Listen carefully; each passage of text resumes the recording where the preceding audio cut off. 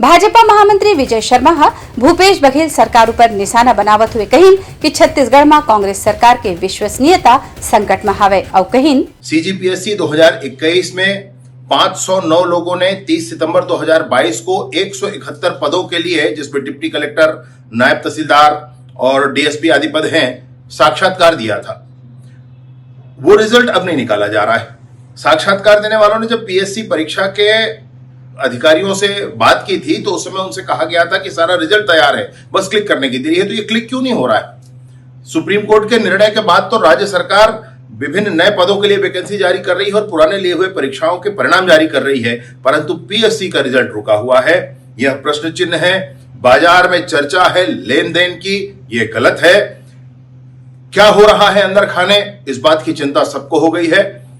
PSC को इस बात में रिजल्ट जारी करना चाहिए, विश्वसनीयता बनाकर रखनी चाहिए, क्योंकि सरकार की विश्वसनीयता तो ऐसे ही कम है इन विषयों पर। किस तरीके से कुणाल शुक्ला ओबीसी आरक्षण के विरोध में जाकर के हाई कोर्ट से स्टे लेकर के आते हैं और सरकार तुरंत उनको मंत्री पद से नवाजती है।